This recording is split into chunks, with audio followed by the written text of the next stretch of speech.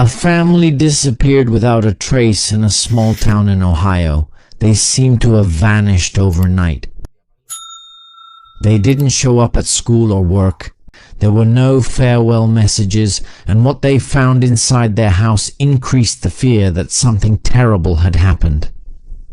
4 days later, when hope of finding them alive was starting to fade, the police made a discovery that completely changed this case. In an apparently ordinary house in a dark basement, they found a 13-year-old girl tied up and alive. She had spent several days in captivity, and what she told the investigators pointed to something much more terrifying than anyone could imagine. While the town celebrated the rescue of the teenager, the police kept searching for the others. 3 missing people. What happened to the rest of this family, and above all, what was hidden behind one of the most disturbing cases of the decade?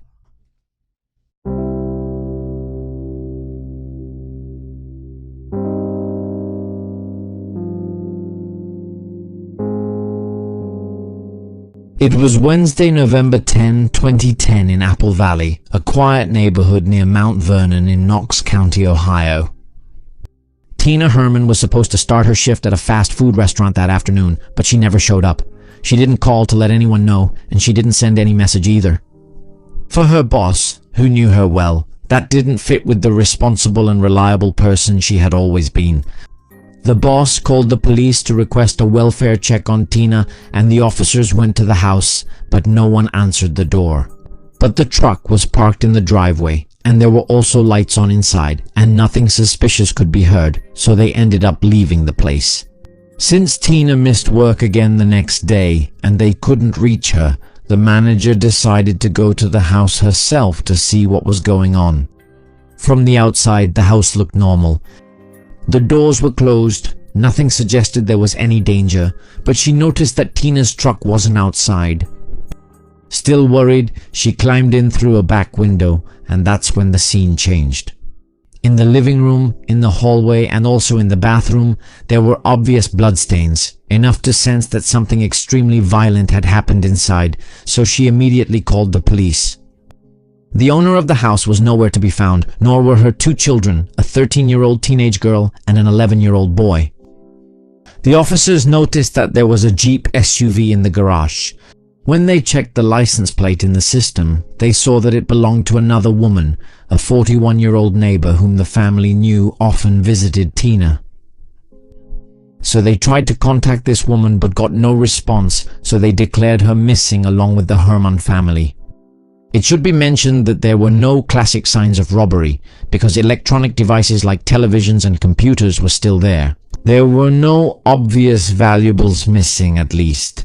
The blood and the empty house set off all the alarms. Upon further inspection, they found blood in several rooms, enough to suspect a serious attack. The police also noticed that Tina's pickup truck, a Toyota pickup, was missing, so they started an extensive search for the vehicle in the city, to see if they could find the family or any clues about what had happened to them. What started as concern for an employee who hadn't shown up to work ended up turning into the desperate search for a mother, her 2 children, and a friend who had disappeared. Those 4 people had names, stories, and routines before they became a headline. The mother was Tina Herman, 32 years old, a single mother who lived with her 2 children in a modest house in Apple Valley, near Mount Vernon. She worked hard to support them, juggling shifts at a gas station and at fast food places like Dairy Queen, always with the idea that her children would have a better life than she did.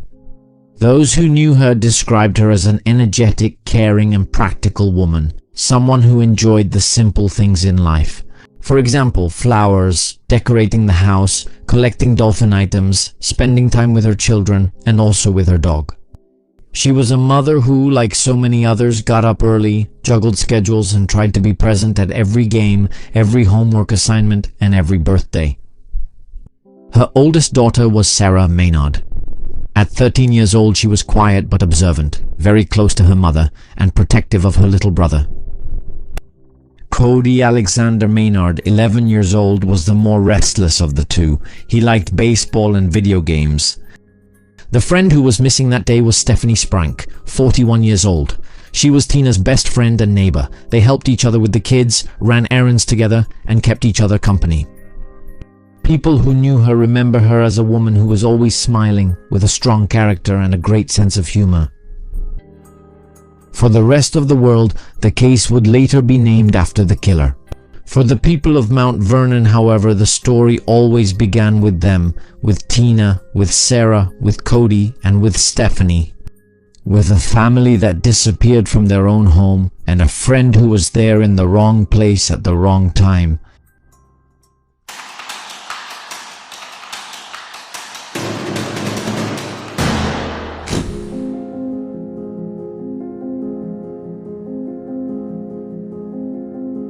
During those days, the Mount Vernon community was plunged into a mix of fear and hope of finding them. The police, the FBI, and volunteers searched forests and also checked abandoned buildings. Missing person posters were put up in local businesses, asking anyone with information about the whereabouts of the missing people to contact the authorities. While massive searches and candlelight vigils were being organized, the question that neighbors kept repeating was always the same. Where were these people? The investigators interviewed neighbors, friends, and the women's co-workers. They all said that none of them had any enemies or problems with anyone. The only remarkable thing that some of Tina Herman's relatives mentioned was that lately she believes someone was watching them. Months earlier, they had seen a man dressed in camouflage clothing sitting on a tree trunk across the street watching them. There were also times when someone would knock on the door and then run away. Tina Herman's relatives said that during those days she was separating from her boyfriend, a man named Greg Borders.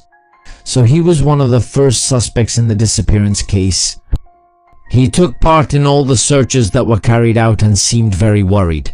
But as in many cases, the first to be investigated are always those closest to the victims. He was questioned by the police. He had an alibi for the date of the disappearance. He had gone to work and then spent the whole afternoon and evening with a friend.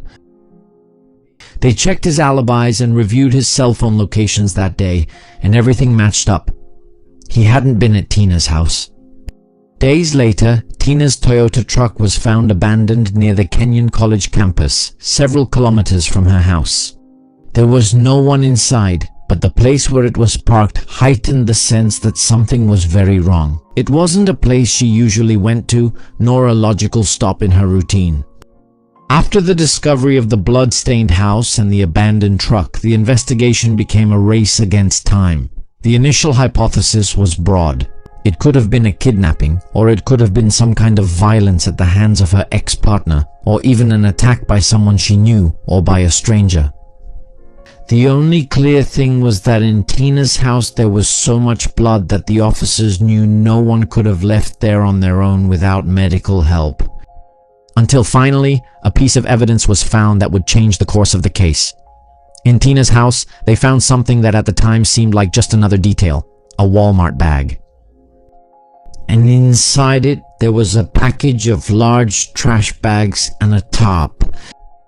They were common items, but the bag still had a receipt with the date and time. It was from November 11th at midnight. Someone had bought them just hours after Tina's house became a crime scene, because it was suspected that the disappearance happened on November 10th. The investigators decided to follow that lead. They requested the security camera footage from the local Walmart and looked for the transaction that matched that receipt. In the security camera footage, a man could be seen buying garbage bags, a tarp, and some other things. He was walking calmly through the aisles as if he knew the place well. He didn't seem nervous or lost. Later, he was seen getting into a Toyota Yaris. When they cross-referenced the image with driver's license records of people who owned that model of vehicle, the face matched that of a Mount Vernon resident named Matthew J. Hoffman. There was another disturbing detail.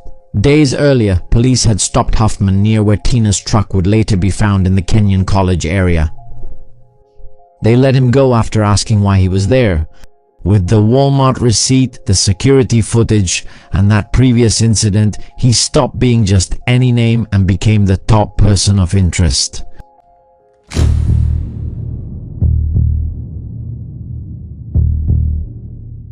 Until November 2010, Matthew J. Hoffman was, for most people, just a strange neighbor. But just a neighbor, nothing more. He was 30 years old. He had grown up in the Ohio area and worked as a tree trimmer and in landscaping maintenance. He lived alone in a modest house in Mount Vernon. This man already had a criminal record. In the late 90s, he had been convicted in Colorado for burglary and for starting a fire in an apartment complex.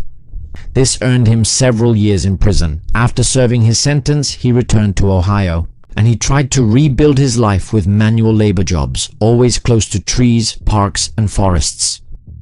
That fixation with nature, in his case, was not just a simple hobby. It became the center of many of his obsessions. In what he wrote, and in what was later discovered, Hoffman spoke about trees and leaves with an almost mystical tone. He said he felt more comfortable in the forest than with other people. He described the trees as if they were beings that protected him, and he spoke of the falling of the leaves in autumn as something hypnotic. That way of looking at nature could have just been an eccentricity, but in his case it was mixed with much more. In October 2010, just a month before everything happened, Matthew and his girlfriend had broken up. She had filed a complaint with the sheriff's office accusing Matthew of stalking her. But she ultimately decided not to press charges. That same month, he also lost his part-time job trimming trees at Fast Eddie's. His neighbors remembered him as an introverted person who didn't socialize much and sometimes seemed to watch them from his car or from his front door. Some reports mentioned that he was seen prowling around Apple Valley in the weeks before the crime, watching houses and routines. A friend described him as quite intelligent but without a shred of common sense. He was a physically strong man, about 6 feet tall, weighing between 176 and 185 pounds, and with a personality that led him to take risks.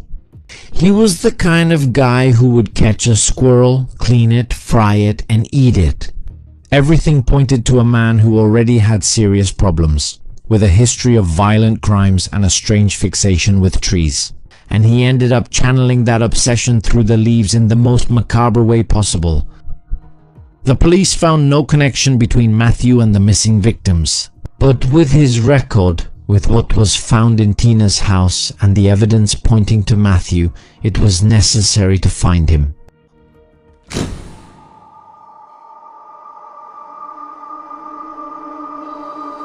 On November 14th, a SWAT team prepared to raid the Mount Vernon home of Matthew Hoffman. They didn't know if they were going to find the whole family inside or if they wouldn't find anyone or an armed suspect. So the officers knocked on his door, and to their surprise, Matthew opened the door for them. There was no fight, no struggle. He simply let himself be handcuffed. Only then did they start to look around more carefully. What they saw didn't look like a normal house. Instead, they found something that seemed straight out of an ecological nightmare, so to speak. On the ground floor, the living room floor was covered with piles of dry leaves. It was a large mound, so they checked to see if there was a body or any evidence underneath, but they didn't find anything. They kept searching the house. In several rooms and bathrooms, they saw that all the walls were covered with plastic bags filled with leaves and stuck to the walls. It was as if he wanted to preserve or display them. There were more piles of leaves in other rooms, as if someone had brought the entire forest inside. They went to the kitchen and found something very strange in the freezer. There were 2 dead squirrels, also frozen. In one room, there was a piece of furniture blocking a door, and when they moved it, they saw the entrance to what seemed to be a basement. When they went down the stairs, they found something nobody expected, but everyone needed: a survivor. In the basement, on an improvised mattress made of leaves and covered with blankets, was Sarah Maynard, the 13-year-old daughter. Her wrists and ankles were tied with ropes, and her hands were covered with socks and wrapped in tape. She had been down there for days. in the basement of a house lined with leaves, not knowing what had happened to her mother, her brother, or Stephanie. They rescued her and took her out of the house without giving her time to see anything else. For the agents, that discovery was a double blow. It was a relief to find one of these missing people alive. And also the confirmation that the story wasn't just a disappearance, but something much darker.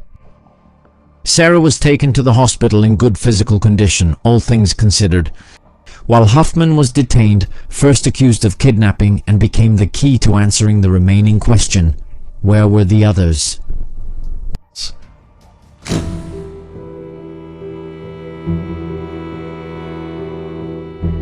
For Sarah Maynard, it all started like any other afternoon. Coming home on November 10th. She was coming back from school with her little brother, and her mother was supposed to be waiting for her inside. When she walked through the door that afternoon, she wasn't met with the usual scene, but instead noticed several bloodstains on the floor and walls. And suddenly, a stranger armed with a knife lunged at the two children. The man tied Sarah's hands and legs. He gagged her and covered her eyes and left her in the kitchen while he took Cody to the bathroom. She only heard screams. She couldn't see what was happening. Then the man put Sarah in her mother's van and placed her on top of large garbage bags. She didn't know, but inside the bags were the bodies of her family. In his own confession letter sometime later, Matthew wrote that he didn't kill Sarah because he thought he could control her. That arbitrary and brutal decision was what made Sarah the only survivor of what had happened in the family home. He took her to a place where he changed vehicles, left Tina's truck and put her in another vehicle. Then he took her to his home in Mount Vernon and took her down to the basement. A small, cold room, with the floor covered by an improvised bed made of dry leaves and blankets. He kept her in the basement for days, with her hands and feet tied, without seeing the light of day, only hearing the noises coming from upstairs. He only gave her cereal with spoiled milk to eat. Later, Sarah said she didn't eat anything for those 4 days, that she couldn't sleep and was very worried about her family. Hoffman kept her isolated. He told her he was trying to get a ransom payment for her, and that until that happened, she couldn't go anywhere. He also constantly threatened to kill her if she tried to escape. Sarah only knew that she was alone in a place she didn't understand, with a man who had entered her house without permission and who now controlled every minute of her life. During those days, Matthew abused Sarah in the basement while threatening her with a knife. Imagine everything a girl just 13 years old had to go through. The agents who rescued her found her in that fetid and dark basement. One of them told her he wasn't there to hurt her and helped her get up. At that moment, she still didn't know what had happened to her mother or what had happened to her brother and Stephanie, the neighbor. She only knew that for the first time in days, the voices coming down to the basement were not those of her captor. Sarah's story continued afterward. Hospitals, interviews with investigators, therapy sessions, and attempts to rebuild a normal life after surviving something that few people can even imagine. In 2010, during those first 10 days, her testimony was mostly a map. It allowed investigators to better understand how she had been taken from her home, how long she had been held, what Hoffman's house was like inside, and what kind of man had kept her locked up surrounded by leaves.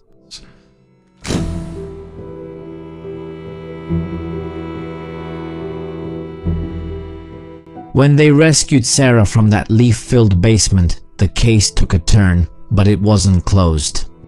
The most pressing question remained unanswered. Where were Tina, Cody, and Stephanie? For several days, the authorities spoke publicly about missing persons, and they held on to a sliver of hope of finding them alive. Although by that point, the scene at the house pointed entirely to something else.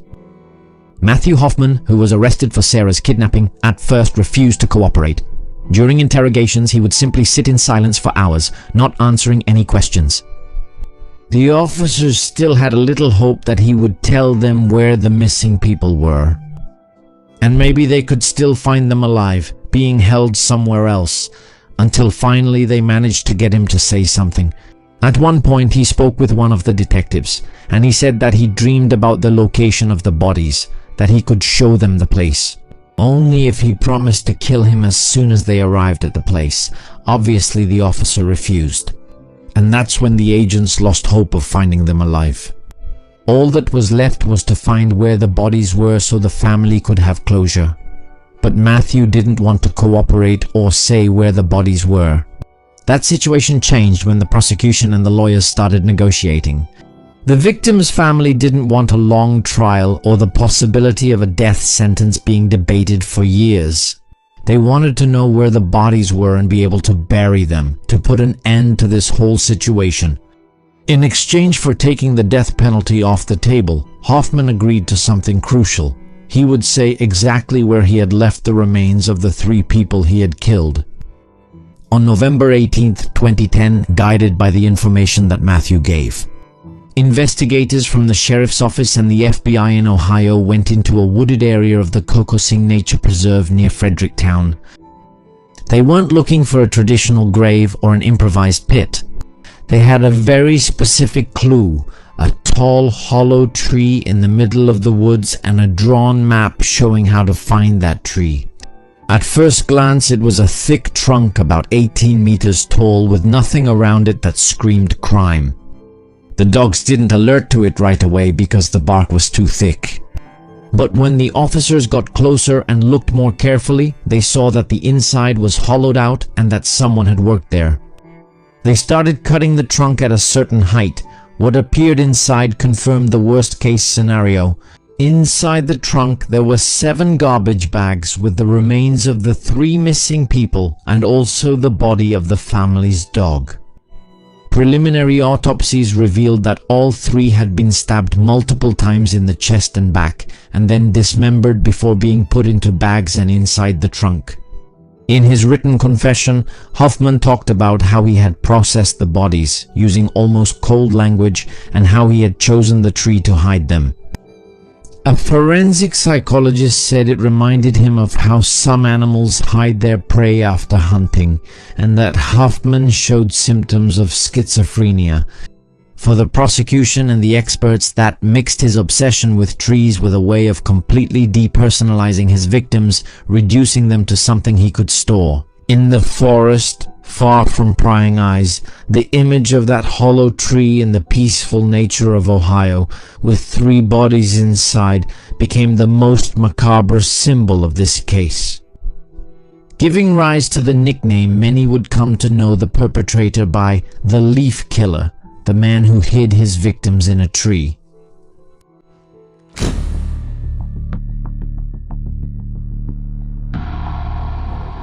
According to the confession he wrote from prison, it all started as a robbery. Matthew Hoffman said that on the night of November 9th, going into November 10th, 2010, he camped in the woods near Tina Herman's house, watching the home and waiting for the moment when it would be empty. On the morning of November 10th, he saw someone leave the house in their pickup truck, so he entered through a garage door that wasn't properly closed, with the idea, according to him, of stealing money or valuables and leaving before anyone came back. The plan fell apart when the house was no longer empty. Tina came back earlier than he expected, accompanied by her best friend Stephanie Sprank. In his letter, he says that he tried to hit Tina to knock her unconscious, that the situation got out of hand, and that he ended up stabbing both women several times in the chest and back. He also said that the family dog wouldn't stop barking while everything was happening, so he attacked the dog as well.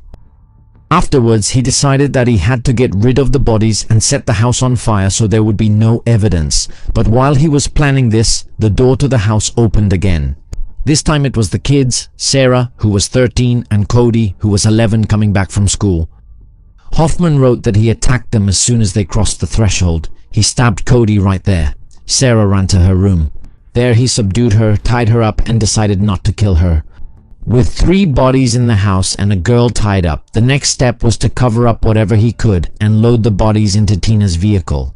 Then he took Sarah to the same vehicle, hid her, and drove to his own house in Mount Vernon, where he took her down to the basement and kept her captive for days. During those days, Hoffman had time to process the bodies. Quote-unquote process. That's what he called it in his letter. He dismembered them and took them to the woods, where he put them in garbage bags and lowered them into the hollow of the tree, using ropes or his own strength. What he saw as a robbery gone wrong ended up being something much more serious in the eyes of the justice system. A planned break-in followed by 3 fatal stabbings, dismemberment of bodies, kidnapping, and abuse of a minor.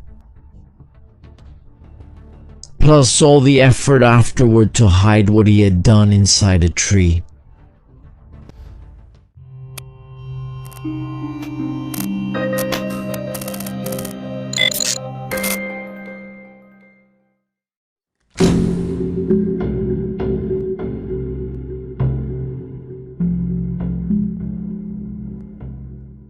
The case never went to a jury trial. In early January 2011, Matthew Hoffman pleaded guilty to all charges against him. 3 counts of aggravated murder for the deaths of Tina Herman, her son Cody, and Stephanie Sprank, their friend, and for the kidnapping and abuse of Sarah. For robbery, burglary, abuse of a corpse, and tampering with evidence. He did it as part of a plea agreement with the prosecution. In exchange for admitting what he had done and revealing where the bodies were, the prosecutors agreed not to seek the death penalty, just as the victims' families had requested. At the sentencing hearing, the voice that resonated the most was not Matthew's, but Sarah's. She didn't speak in person, but the prosecutor read a letter written by the teenager. In that letter, she told him directly that she was no longer afraid of him, that what he did had destroyed her life and her family's, and that she found him sickening, knowing that someone could do something like that. She also made it clear that even though he had kept her captive for days, she wasn't going to let that define the rest of her life. After hearing the families and reviewing the agreement, the judge got to the point. He emphasized the brutality of the case. 3 people murdered and dismembered to hide their bodies in a tree. A girl kidnapped and abused for days. The sentence was clear: life imprisonment without the possibility of parole. De libertad condicional.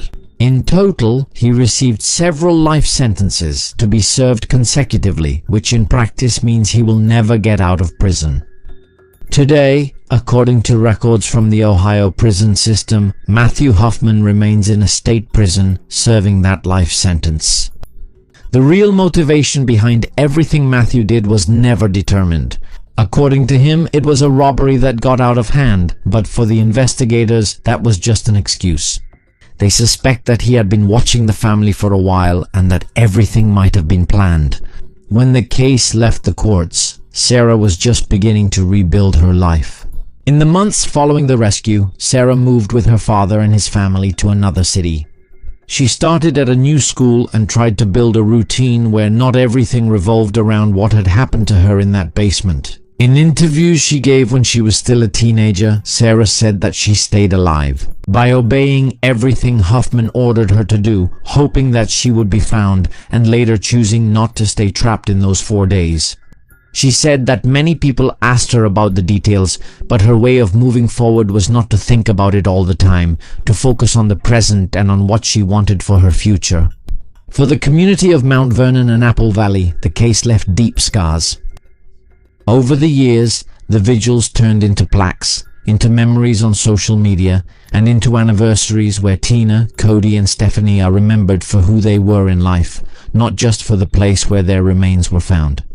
Behind the morbid fascination with the killer who hid his victims in a tree, what remains is the story of a broken family, of a community that came together to search for her, and of a girl who, against all odds, came out alive from a basement full of leaves and decided that her life was not going to end there.